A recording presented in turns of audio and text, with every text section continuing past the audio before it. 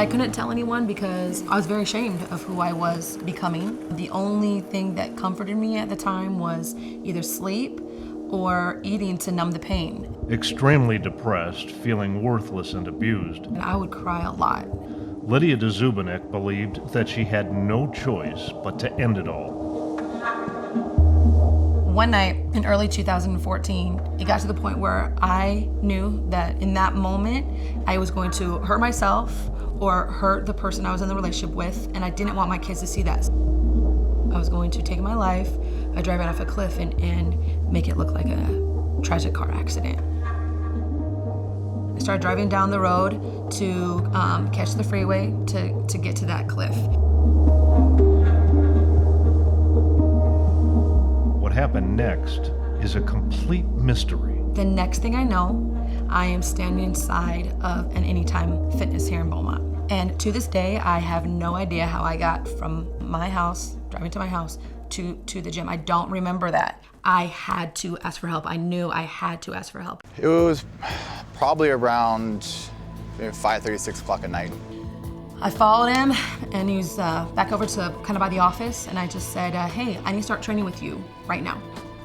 And he looked at me. He didn't seem like he was taken back by this absolutely distraught person in front of him. And he said, okay, what are your goals? What do you want to accomplish? And I looked him straight in the eye. I said, I don't want to kill myself. A lot of times people will say that and they'll kind of chuckle and laugh a little bit. But there was no chuckle, there was no laugh, there was just like that look. He knew I was serious, he knew I was troubled. He said, all right, let's go. And in that moment, two things happened simultaneously.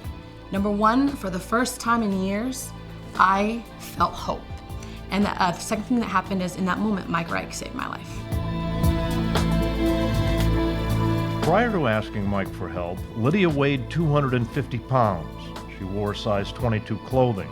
She felt humiliated in her marriage. She even covered the mirrors in her home with sheets and towels because she couldn't bear to look at herself. These days, Lydia is a completely different person. There you go. Okay, chest out, core tight. She quit smoking. Go. She's no longer on antidepressants. Drop the shoulders, there we go. Keep the shoulders down. She lost nearly 100 pounds, How's my makeup look? Looks fabulous. and she now wears size 6 clothing. You pass out, I'm gonna go get the AED machine on you and zap your ass back to life. Lydia is now fit, strong, and fearless. Hop over. But getting here was not easy. When I first started going to the gym, every time I was getting ready to go, I was terrified. She imagined herself at the bottom of a deep, dark hole with a ladder in it. Mike, instead of just reaching down and helping me out, he jumped down into the hole with me and he pointed at the first rung of the ladder and said, Lydia, step there. I don't believe that if you actually do something for somebody, that they learn. I go, you're gonna take your first step, let's go, you're gonna do it. Come on, give me 5 more. Every time I went, we would smash some goal, some little goal. 2. All right, time for the second step. So every time I left, I felt a little bit more stronger, a little bit more confident. Time for the third step, until she got out of the hole. He believed in me way before I believed in myself. You're at your halfway mark. You have 5 seconds to go. 4, 3, 2, 1, drop it. Good job. You can't teach personality. It's just basic stuff, being nice to people. That's all it is. Lydia says, and it's easy to see here, that her life revolves around her 3 young boys. I'm gonna win. No, you're not, girl. No, you're not, girl. After working out with Mike for just 2 months, Lydia found the courage to leave the relationship that caused her so much pain Come on, Mr. I'm gonna do a start in September. that she nearly took her own life. I saw that if I can do what Mike is asking me to do at the gym, if I'm that tough, why am I allowing myself to be treated this way at home? 1, 2, 3. But more than anything, I want to instill in my kids that fitness is very important in their lives and that when they get stressed out, do something physical. 6, 7. A 4th grade teacher, Lydia also designed a boot camp style workout for her students.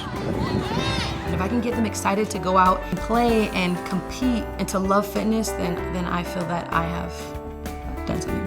I have my mom here doing battle ropes. And For also homework, two the other students teach their girls. parents to exercise. But the kids loved it, and the parents did love it too. Knock this shit off. 5 more.